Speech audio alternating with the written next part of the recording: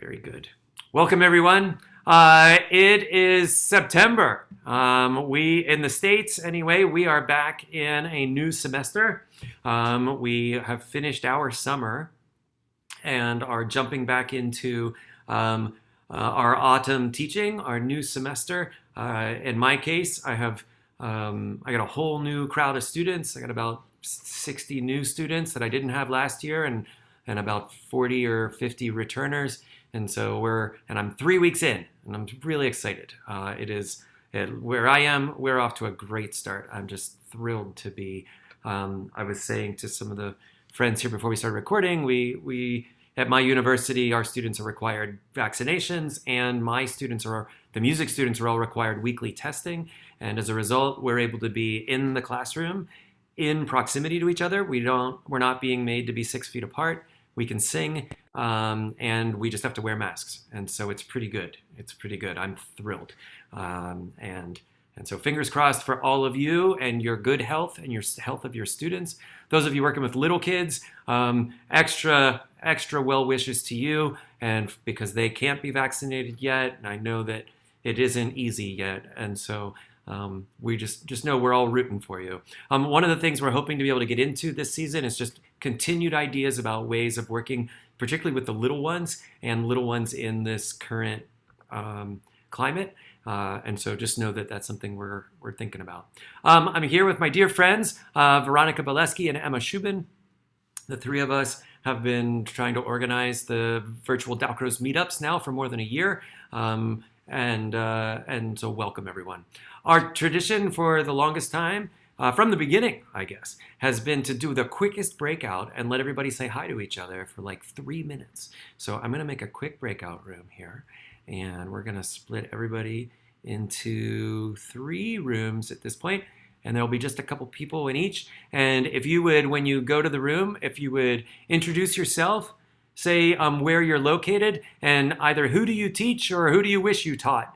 And then we'll have just enough time to greet and then come on back. I'll call you back in about 3 minutes. Ready, set, and go.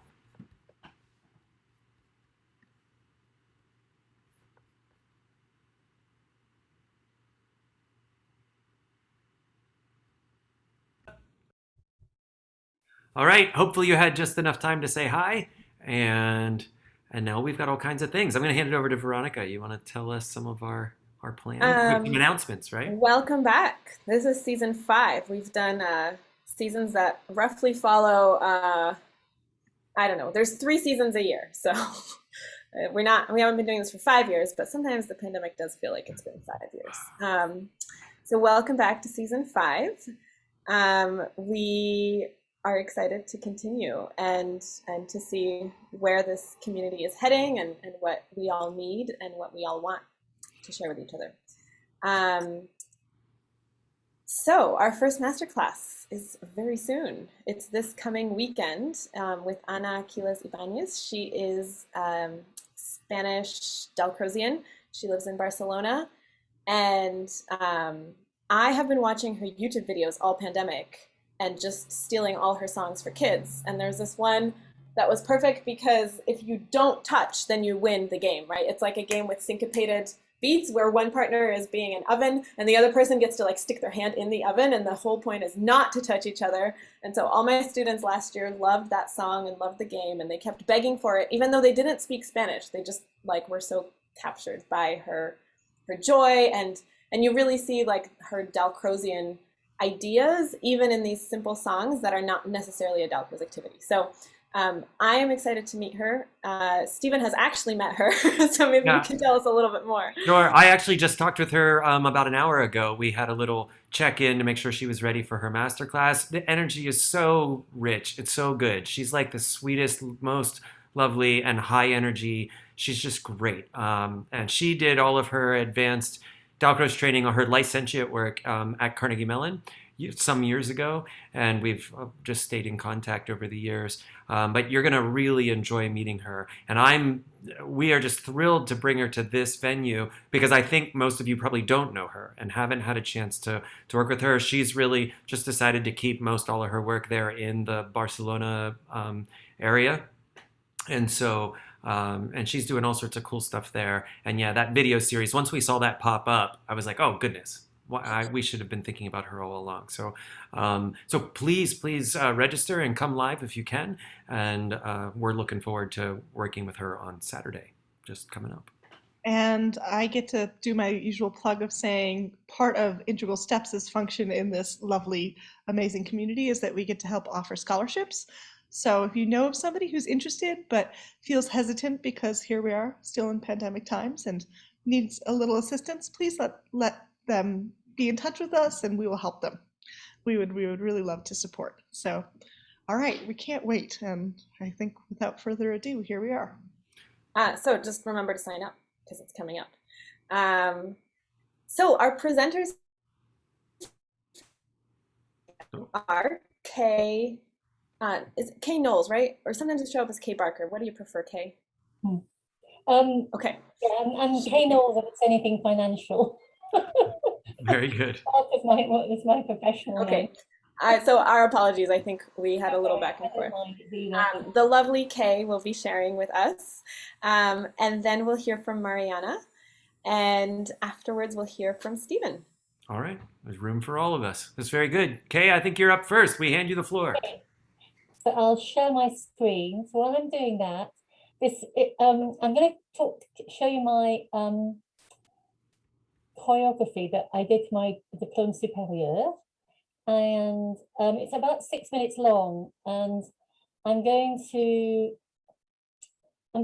talk about it first. So I've tried to keep it as kind of brief as I can, but it felt a bit of a rush when I did it earlier. So for the diplôme, you have to submit 2 choreographies, a solo and a group, and one of them has to be a plastique animé. And for me, that ended up being the group choreography. And my choreography had a theme. So even before I started looking for music, I knew I wanted to base my choreography on dementia, on the theme of dementia. It was a tribute to my parents. So my mother died in October 2018. My father died. My mum was 90, my father was 91, and he died 8 months later in June 2019. It was after my mother died that we realized that my father had the early stages of dementia. So my choreography was kind of a tribute to my parents. It was to raise awareness of dementia. And the themes that I basically based on my own observations of my father.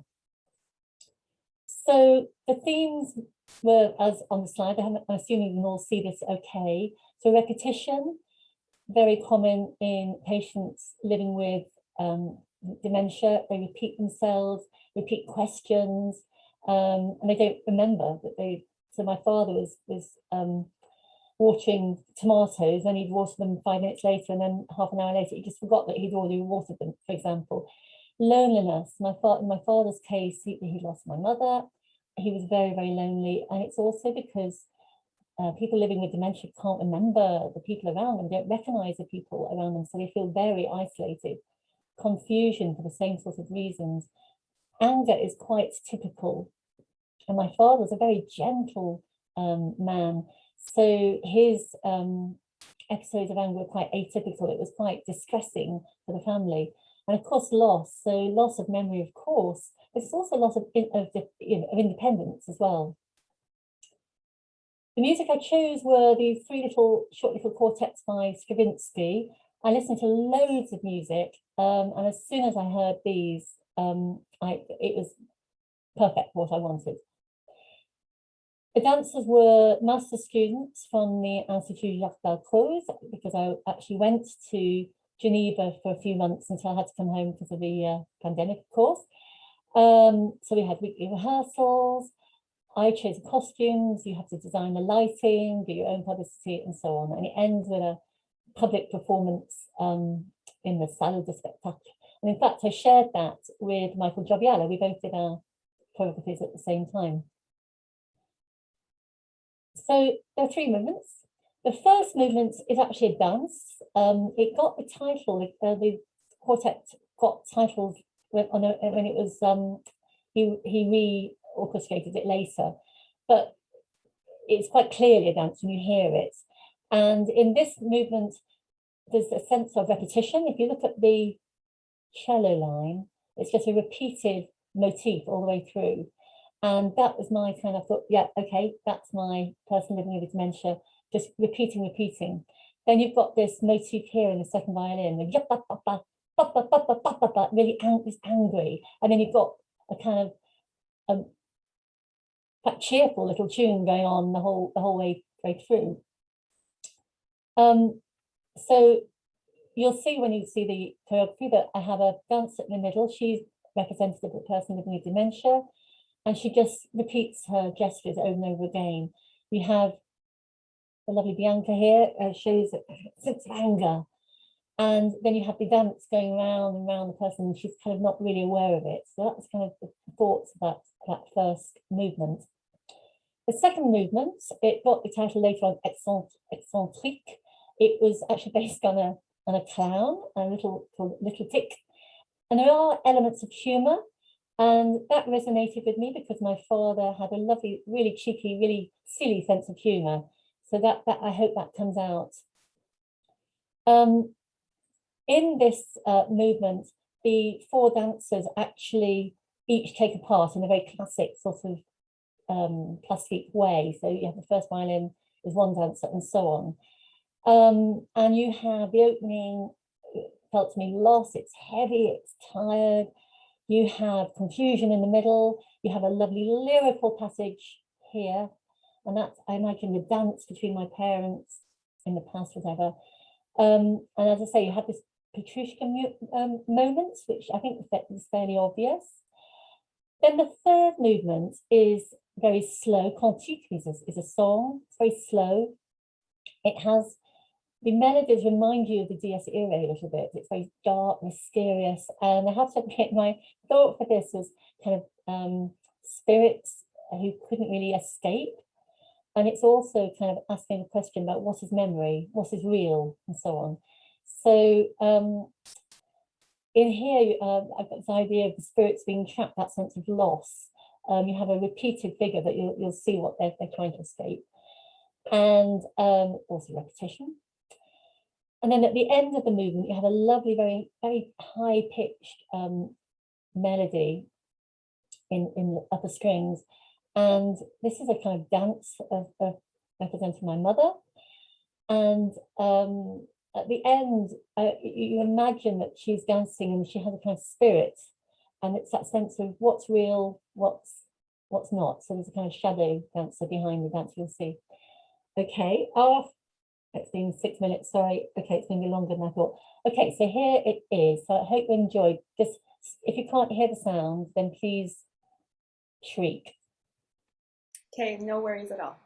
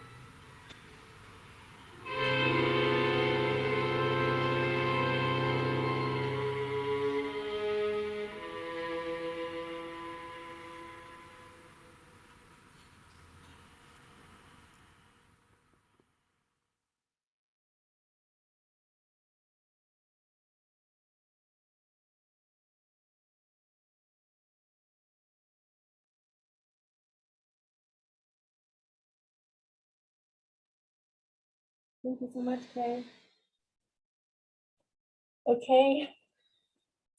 Yes, you're getting some hand applause here, and this kind of applause too. Beautiful. Thank you.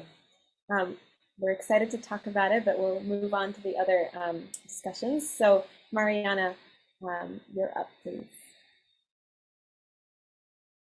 Okay, thank you. So I'm from Brazil, São Paulo, and I'm not a Dalcroze teacher. I just love Dalcroze approach, and here in Brazil we don't have any certificate or license school, so it's kind of difficult to be a Dalcroze teacher here. We have to travel to other places to make our course. But I took course with Iramar Rodrigues from Switzerland for 2 years, and then I made the summer academy with Jeremy Didus last year. Amazing classes with Dawn. and then I teach in an elementary school, and I always try to teach in a Dalcrozian way. So when I write my lesson plannings, sometimes I write something like this: teach this song, and in parentheses I write teach in a Dalcrozian way, just to remember myself to not jump to the instruments, jump to the sheet music, and allow the children to experience the music, to live the music, to feel the music before go to recorders or xylophones or etc. So like 3 weeks ago, I decided to teach them a new song, and they would play in their xylophones.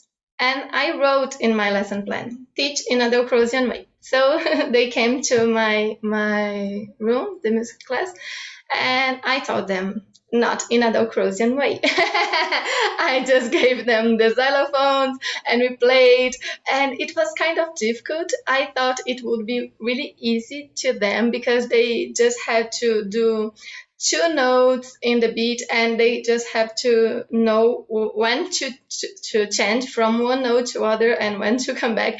And it was kind of difficult. They loved the music, they loved the xylophones. They are learning just 1 month ago, they started playing xylophones. They are grade 2 students, and it was an okay class, not so good.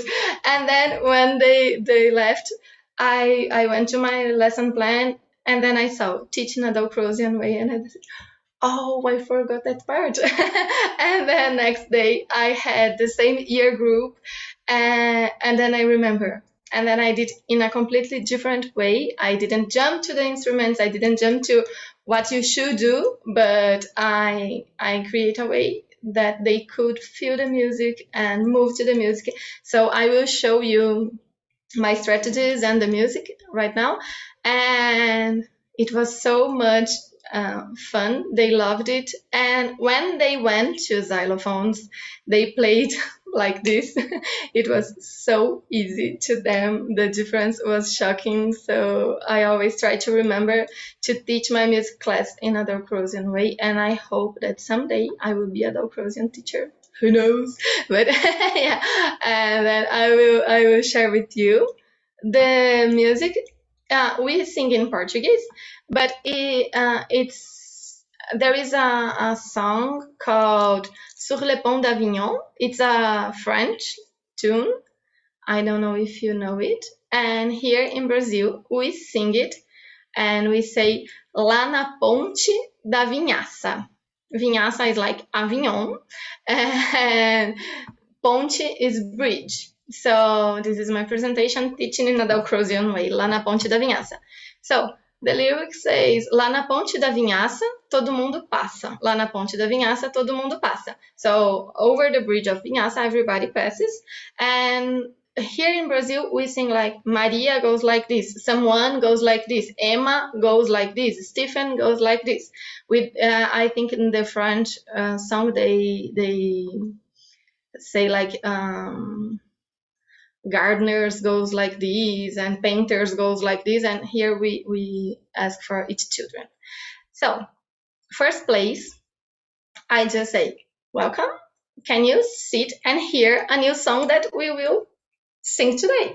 And then I sing to them just for them to know. So I will sing for you in Portuguese right now. if you allowed me. Lá na ponte da vingança todo mundo passa, lá na ponte da vingança todo mundo passa. A Verônica passa assim, a Verônica passa assim, assim. Then I asked them, what is this song about? And they, oh, it's about a bridge and everybody passing through the bridge. So can you pass our imaginary bridge here? And then first step, I asked them to cross the bridge in a free way. And then they crossed the bridge. And then I said, can we make a bridge? So I asked each children to sit here, making a bridge, and each one would pass inside, over the bridge. I don't know, cross the bridge. Sorry, I don't know the English word. Okay, so I said, each one have to choose your way to cross the bridge. So when you hear your name, you will stand up and cross the bridge. So now I will do this. And so if I say Dawn, Dawn will cross our bridge in the way she wants to do it. Okay. Lá na ponte da vingança todo mundo passa, lá na ponte da vingança todo mundo passa. A Maíta passa assim, a Maíta passa assim, assim. Yeah, thank you, Maíta.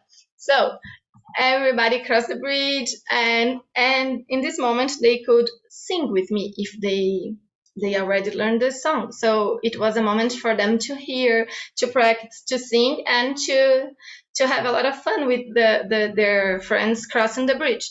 And then I said, but can you cross the bridge showing me the beat of this song? So if you want to cross the bridge jumping in just one foot, can you jump in the beat? Or if you want to cross the bridge moving your head, can you show me with your head the beat? And then they tried again, and everybody singing. And then I asked them to watch me playing the ukulele. I'm not a ukulelist. I'm a flute player, but I play guitar and ukulele in my class. So I said, at a point, you can see a change in my hand. So I want you to look at my hand and to say to me when I chant it. So I started again. Lá na ponte da vingança todo mundo passa, lá na ponte da vingança todo mundo. Maíta is really paying attention because she made like when I chanted. Lá na ponte da vingança todo mundo passa, lá na ponte da vingança todo mundo passa. And I said, which word was I saying when I chanted? Lá na ponte da vingança todo mundo passa. Oh, mundo, mundo, mundo. Mundo means word, but todo mundo means everybody. So they said, mundo, mundo, mundo. Okay, so now we will all cross the bridge. But when you hear the word mundo, you will show me with your bodies that you heard. So you can cross like Maíta was crossing like this, Maíta, or like this. I don't remember. Like this. So if Maíta is making like this, lá na ponte da vingança todo mundo passa, she has to show me the word mundo. So you can try, even if you are seated, to cross our imaginary bridge and show me the word mundo. Lá na ponte da vingança todo mundo passa, lá na ponte da vingança todo mundo passa, lá na ponte da vingança todo mundo passa. Yeah, amazing! Congratulations! So then, when we finished this part, we went to our xylophones, and I wanted them to show me the word mundo because it is the word, it's the moment when they will change the xylophone, because they will play like G, G, G, G, D, D, G, G. And then I said, you remember that we changed our movement when we said mundo? So now in our xylophones, when we say mundo, we have to play D. We say ré here. We don't say G. We say do, ré, mi, fa, sol. But yeah, we have to play ré. When we are singing, we have to play sol. And then when you hear mundo, you have to play ré. And then we went to our xylophones and they played beautifully, really beautiful, really artful, really happy. And that showed me that the music was in their bodies, in their hearts, and they were really connected to the music. And it was completely different than just to show them the lyrics and to say, oh, do this and this. So here I will send you, if you want, the presentation. Here we have 2 recordings, one with lyrics and one just instrumental from Villa Lobos with some kind of variations. It's beautiful. And then here we have, and I show them the real Ponte d'Avignon, which is a half pont. And that's why they sing, everybody dances in the bridge, because you cannot cross the bridge. You can only dance because it's missing half. Yeah, I think that's it. Beautiful. Thank you so very much. Thank you. Stephen. So, hi everyone. I'll try to go as quick as I can. So what I'm thinking is, here's a sort of a model, a frame for an exercise. And then what I think is really fun about Dalcroze pedagogy is trying to think, how do I adjust this frame for my own students, for my own teaching style, and for my own specific students. So I think the basic frame is easily enough understood for any. So I'll run through a version of it with you. If you're willing, why don't you stand? I'm going to try to really hard to keep this in 5 minutes here. So if you're able to stand, so here's, can you conduct a 3 pattern? Let's be in 3. Would you step the beat? Beat, beat, beat, step, step, step, step, step, step, step, step. Would you step only the downbeats? Step. While you conduct all 3, step. So you're conducting the 3 pattern, step the downbeats.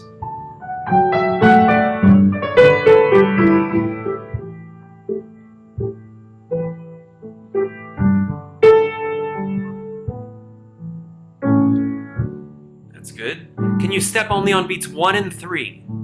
1, 3, 1, 3, 1, 3, 1. Gonna try to lean through that 1 into the 3, 1. Right on. Step on beats 1 and 2. 1, 2, 1, 2. You conduct all 3. 1, 2, 1, 2. Now the lean is on that second beat. 1, 2, and leans forward into 1, 2, and to 1. Let's step only the downbeats.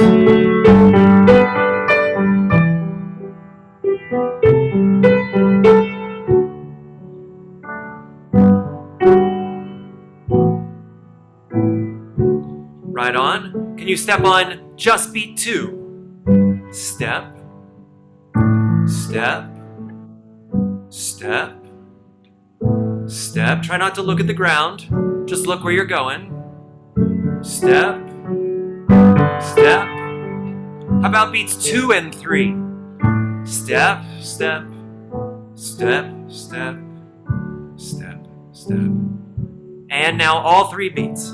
Walk, walk, walk, walk, walk, walk, walk. Good. So in there, can you, this time, oh, I look like I'm breaking up. Am I there? Can you see me? Okay. Can we keep your conducting? And this time, would you step only the beats you want to step? So you choose. I'm going to step, where's my video? You choose. I'm going to step beat 1 in this bar. The next bar, I'm going to step 1, 2. The next bar, I'll step 1, 2, 3. The next bar, I'll step only 3. You decide. And would you speak out loud the beat that you're walking on? So you might think, 1, 1, 2, 3, 1, 2, 1, 3, 1, 2, 3, 1, 3, 1. And so you're just trying to step the thing that you speak. So conduct, and I'll accompany you. 1, 2, three, ready, and go.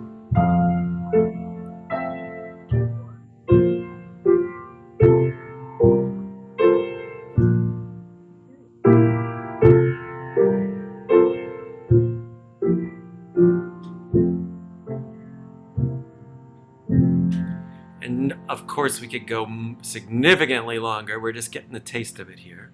We'll see if you can see. I don't know if my little, there we are. Good. Can you, hold on, I'll stand. Can you see me? Maybe. No? We can see your studio. I know. We can't see you. It's not catching up. Hold on 1 second. Let's try again. How about now? Can you see me now? Oh, drat. Technology. Hold on. We'll just do it this way. Sorry. I had a fancy camera hooked up and it's not communicating, so I'll just do it this way. So if you think to yourself then, 1, and we can do this of course in any meter. If we're in 3 though, 2, 3, 1, 2, I think.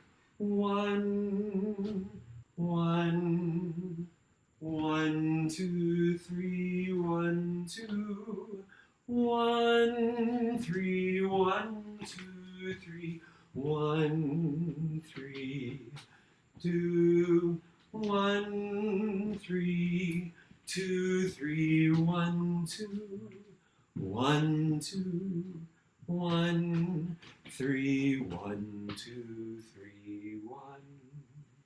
Right? And so there's your basic sort of game, your basic jam. So there's the outline. The outline is as simple as be in some meter. It could be in any pattern that you want. For an advanced version, which I would call this a bit more advanced, this isn't for, that version of it isn't for the little kids. That version of it's for you, or for your high schoolers could totally work up to it. Middle schoolers could work up to it as well. Probably any of them could, actually. That idea of walking, conducting together, though, is tricky. So association is when we do two things that match. They go together. So if I'm conducting and walking the beat, that's an association. When I conduct and walk something other than I'm conducting, that is, I'm, instead of stepping every one of the things I'm swinging with my arm, I'm only going to step some of them and not others. That's a dissociation. So in my conducting arm, I've got a steady beat, beat, beat, beat, beat, beat. But in my walk there, if I'm only going to step sometimes 1 beat steps, sometimes I'll do 2 beat steps, sometimes 3 beat steps. There's a way of what I just showed. I might have had a 4 beat arc in there somewhere. That ends up then being a dissociation. And so I have these sort of 2 different momentums happening at the same time. We did it where I sort of told you what to do. I said, step on 1 and 3, now step on 1, now step on whatever. And then there's what we really want to get to is some version where you choose, or your students get to choose. And so I think I'll just take 60 more seconds.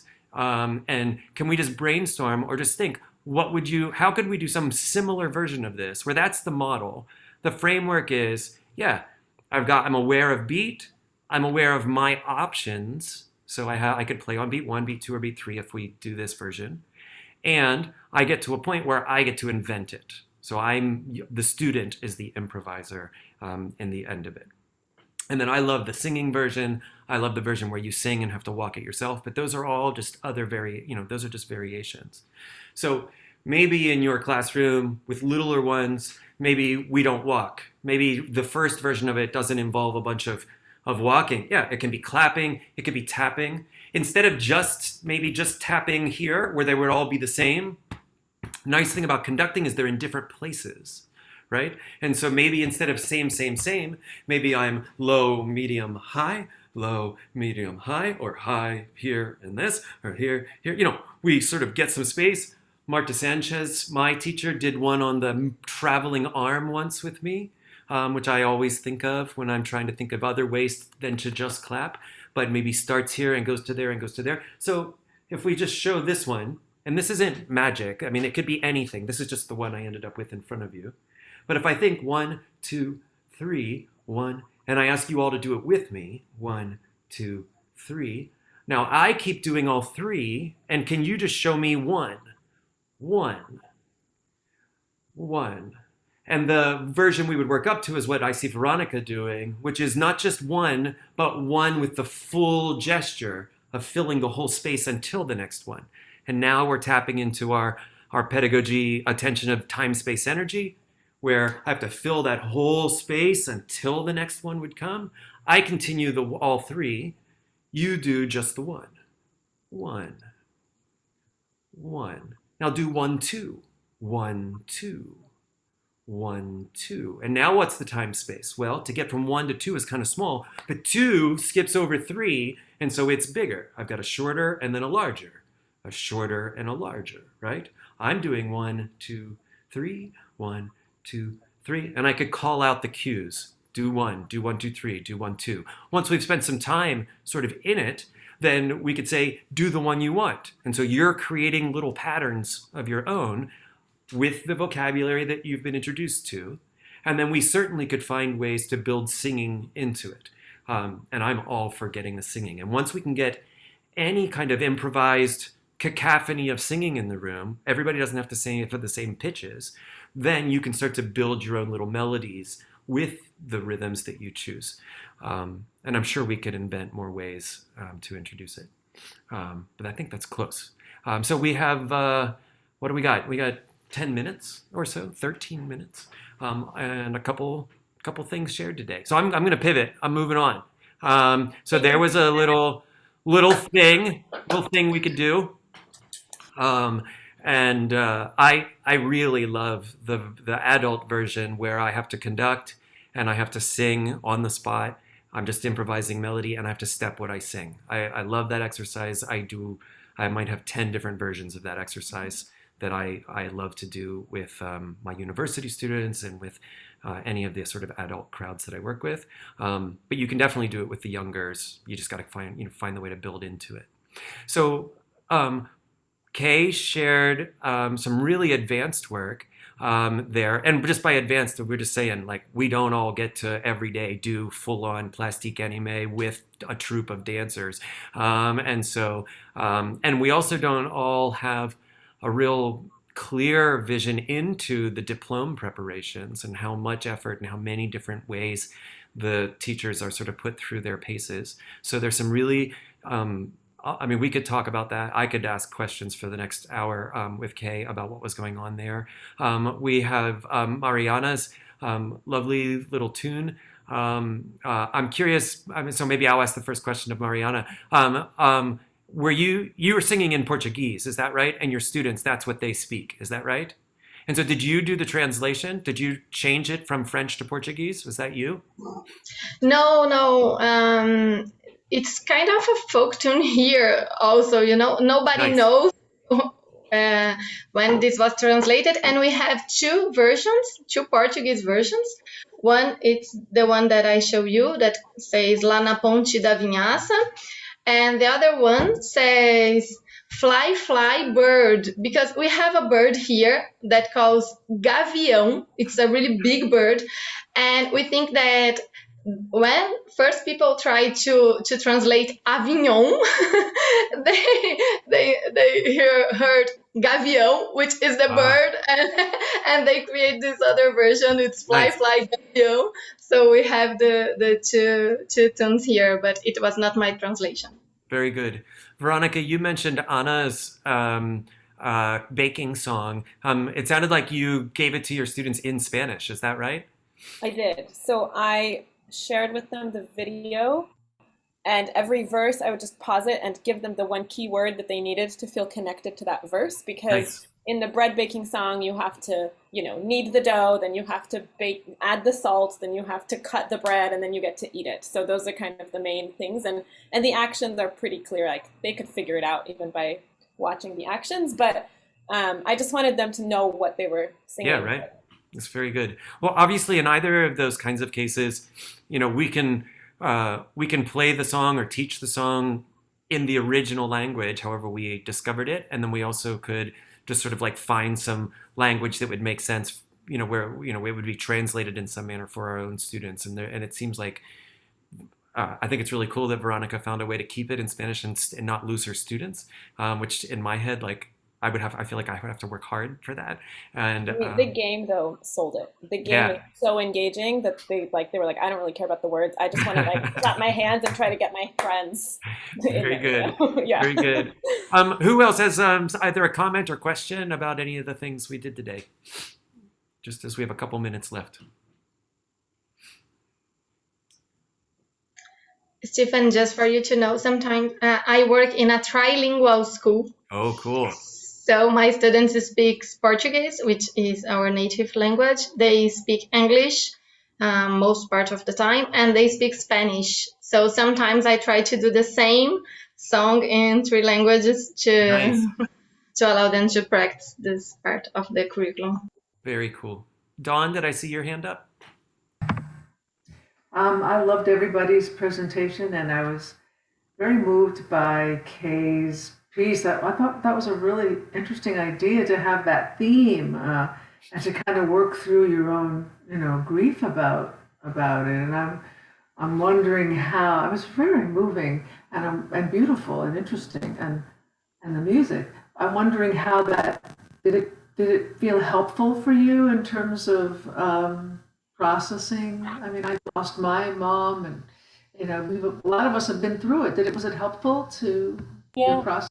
it simply, yeah, it really was actually. Yeah. What can I say?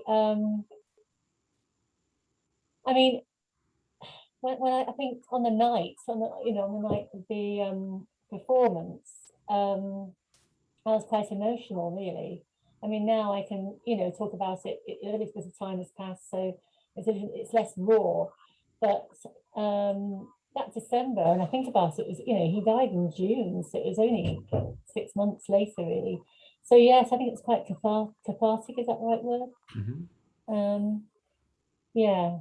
And also the other thing, I ended up doing my thesis on it as well, on dementia. Whether it's in dementia. What was I going to say? I think I learned a lot. It was quite humbling. I mean, it was an education for me. I mean, although it was very upsetting seeing my father in the early. I mean, he died in some ways, fortunately, before it got too bad, if you see what I mean. But it taught me a lot, and a lot about being patient and understanding. I learned a lot. But yes, the answer to your question is yes, really, it helps. Thank you. Very good. Other thoughts about any of the things today?